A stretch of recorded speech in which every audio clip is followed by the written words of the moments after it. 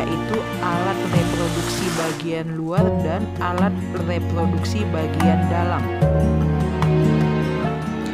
Alat kelamin luar merupakan alat kelamin yang terletak pada bagian luar tubuh dan dapat diamati secara langsung, di mana alat kelamin luar terbagi dua, yaitu penis dan skrotum. Sedangkan alat kelamin dalam merupakan alat kelamin yang terletak pada bagian dalam tubuh dan tidak dapat diamati secara langsung. Alat kelamin dalam itu terdiri dari testis, saluran sperma, uretra, vesikula seminalis, kelenjar prostat, dan kelenjar Cooper. Coba kita perhatikan tabel berikut ini. Lihat yang pertama, di situ ada organ penis yang merupakan bagian luar organ reproduksi laki-laki yang berfungsi sebagai saluran kencing ataupun urin dan saluran sperma. Kemudian yang kedua itu ada testis, merupakan bagian yang bentuknya bulat telur yang tersimpan dalam skrotum, berfungsi untuk memproduksi sperma dan hormon testosteron. Kemudian yang ketiga ada skrotum, bagian seperti kantung yang di dalamnya terdapat testis, berfungsi menjaga suhu testis agar sesuai untuk produksi sperma. Selanjutnya kita lihat di situ ada epididymis, saluran yang keluar dari testis yang berbentuk seperti tanda koma dengan ukuran kurang lebih 4 cm, berfungsi sebagai tempat penyimpanan sperma sementara. Selanjutnya ada vas deferens, saluran panjang yang mengarah ke atas dan merupakan lanjutan dari epididymis, berfungsi menghubungkan epididymis dengan uretra. Dan di situ ada uretra yang merupakan saluran yang terdapat dalam penis, merupakan akhir dari saluran reproduksi. Di sini dia berfungsi sebagai saluran keluarnya sperma dan urin. Selanjutnya kita lihat di situ ada vesikula seminalis, bagian yang berbentuk seperti kantung kecil berukuran kurang lebih 5 cm yang terletak di belakang kantung kemih, berfungsi menghasilkan zat-zat yang diperlukan untuk perkembangan sperma. Kemudian ada di situ kelenjar prostat, yaitu bagian yang berbentuk seperti kue donat yang terletak di bawah kantung kemih, berfungsi menghasilkan cairan seperti asam. Selanjutnya ada kelenjar Cooper, yaitu bagian yang berbentuk seperti kacang yang terletak di bawah kelenjar prostat, berfungsi menghasilkan lendir dan cairan bersifat basah.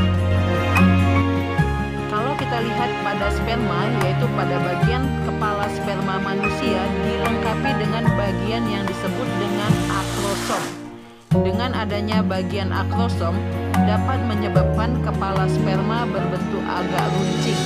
Tujuannya adalah untuk memudahkan sperma menembus dinding sel telur.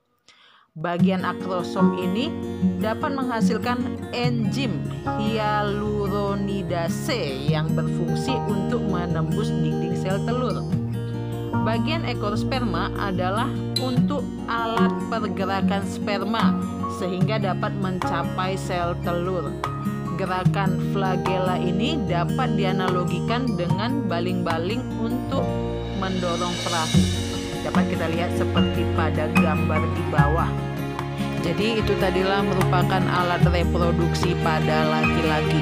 Sekarang kita lihat alat reproduksi pada perempuan. Sama halnya dengan alat kelamin pada laki-laki, begitu juga alat kelamin perempuan. Dia dibedakan menjadi bagian luar dan bagian dalam. Alat kelamin perempuan bagian luar itu merupakan terletak di bagian luar tubuh perempuan. Sedangkan alat kelamin perempuan bagian dalam itu terletak di bagian dalam tubuh perempuan. Alat kelamin perempuan bagian luar terdiri dari vulva dan labium. Vulva merupakan celah paling luar dari alat kelamin perempuan yang dibatasi oleh bibir.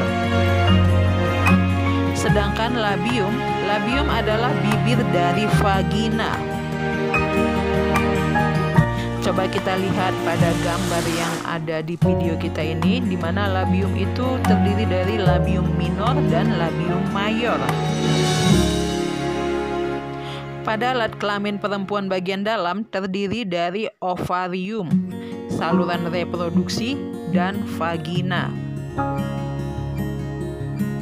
Ovarium sering disebut juga sebagai indung telur, di mana ovarium ini terletak di sebelah kiri dan kanan rongga perut bagian bawah. Ovarium berfungsi sebagai tempat memproduksi sel telur. Di dalam ovarium terdapat kumpulan sel yang disebut dengan folikel. Folikel berfungsi sebagai tempat berkembangnya oosit atau calon sel telur. Selain sebagai tempat berkembangnya oosit, folikel juga berfungsi untuk menghasilkan hormon reproduksi pada perempuan, yaitu hormon estrogen dan hormon progesteron. Hormon estrogen dan hormon progesteron memiliki fungsi, yaitu yang pertama berperan dalam siklus menstruasi, dan yang kedua berperan dalam perubahan fisik pada perempuan pada saat masa pubertas. Perubahan fisik perempuan pada masa pubertas itu ditandai dengan tumbuhnya jerawat, kemudian payudara tumbuh rambut di area tertentu, dan pinggul membesar. Ovulasi merupakan suatu proses pelepasan sel telur dari indung telur. Sel telur yang dilepas oleh indung telur akan ditangkap oleh fimbriae dan bergerak ke saluran tuba Fallopi. Tuba Fallopi itu sering disebut dengan saluran telur, di mana dia terdiri dari tuba Fallopi bagian kiri dan bagian kanan, yang fungsinya membawa sel telur dari infundibulum ke rahim. Fertilisasi ataupun pembuahan adalah bertemunya sel telur dengan sel sperma, sehingga akan menghasilkan zigot. Zigot disalurkan melalui sel telur ataupun tuba Fallopi ke rahim atau uterus. Uterus ataupun sering disebut dengan rahim itu mempunyai dinding yang tebal, di mana uterus ataupun rahim tersebut memiliki fungsi sebagai tempat berkembangnya janin. Dinding rahim berfungsi untuk pembentukan plasenta.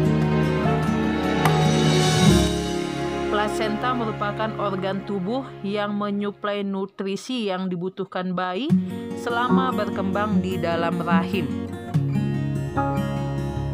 Selanjutnya kita lihat vagina. Vagina merupakan alat kelamin perempuan bagian dalam. Coba perhatikan pada gambar berikut, itu merupakan gambar daripada vagina ataupun selaput darah atau sering disebut dengan selaput membran. Vagina adalah alat reproduksi perempuan bagian dalam yang menghubungkan lingkungan luar dengan rahim. Vagina memiliki fungsi yaitu sebagai saluran darah menstruasi dan sebagai saluran jalan lahir bayi. Sekarang coba kita lihat beberapa penyakit pada sistem reproduksi. Yang pertama itu HIV ataupun sering kita sebut dengan AIDS. Itu disebabkan oleh virus HIV yang menyerang sistem imunitas atau kekebalan tubuh penderita. saat ini lebih dikenal dengan istilah AIDS.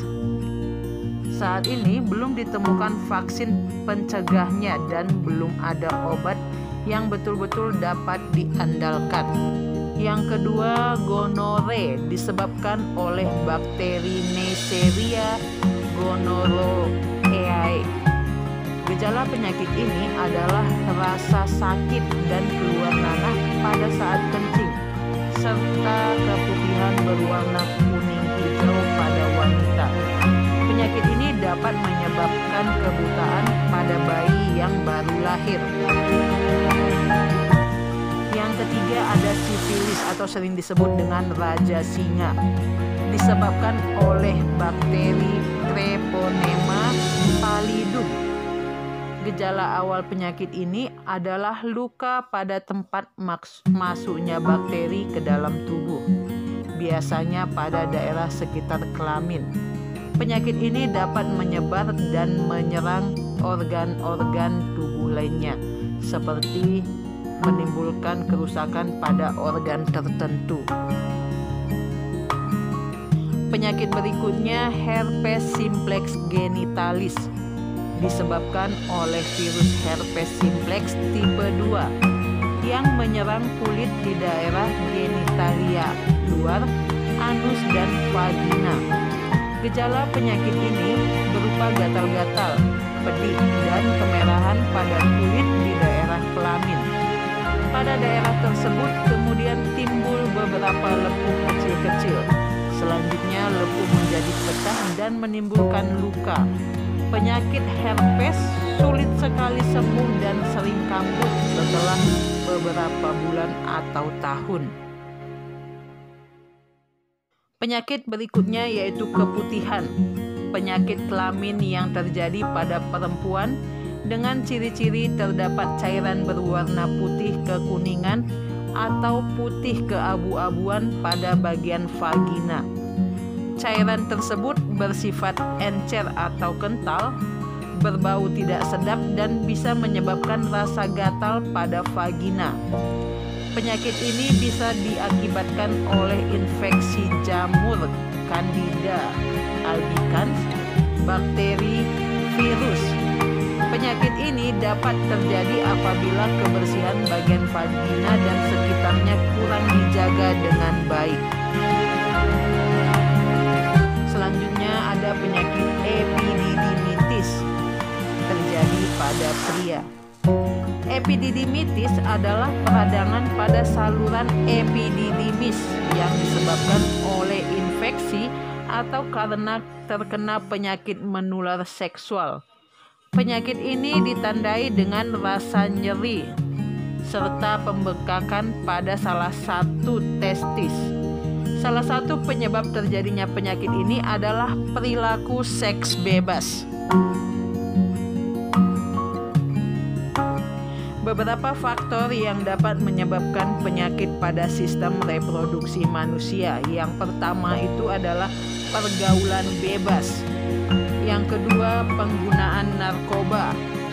Yang ketiga, transfusi darah yang sudah terinfeksi penyakit. Yang keempat, diturunkan dari orang tua yang sudah terinfeksi melalui proses kehamilan. Dan yang kelima, penggunaan jarum suntik secara bergantian ataupun pada tindik dan tato. Upaya pencegahan penyakit pada sistem reproduksi manusia. Yang pertama, dengan menggunakan celana dalam yang berbahan katun dan bertekstur lembut. Hindari bahan yang bersifat panas, kurang menyerap, dan berbahan ketat. Yang kedua, biasakan membilas dengan bersih organ reproduksi setiap selesai buang air kecil maupun buang air besar. Selanjutnya, keringkan sisa air yang masih menempel di kulit dengan menggunakan tisu atau handuk hingga benar-benar kering. Ini akan dapat mengurangi resiko terjadinya infeksi oleh jamur pada bagian organ reproduksi. Kemudian yang ketiga, dengan mengganti celana dalam minimal 2-3 kali sehari. Dan yang keempat, memotong rambut yang ada di daerah organ reproduksi apabila sudah panjang, karena apabila terlalu panjang akan menjadi sarang bakteri.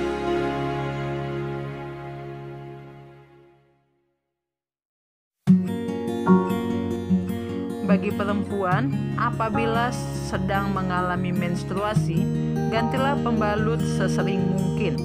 Pada saat aliran darah banyak, kamu dapat menggantinya minimal 5-6 jam sekali. Darah yang tertampung pada pembalut bisa menjadi media tumbuhnya kuman penyebab infeksi. Bagi perempuan, hindari menggunakan sabun pembersih daerah kewanitaan dan pati liner secara terus-menerus. Penggunaan sabun pembersih daerah kewanitaan akan mengubah pH vagina dan akan membunuh bakteri baik ataupun flora normal dalam vagina yang selanjutnya akan memicu tumbuhnya jamur.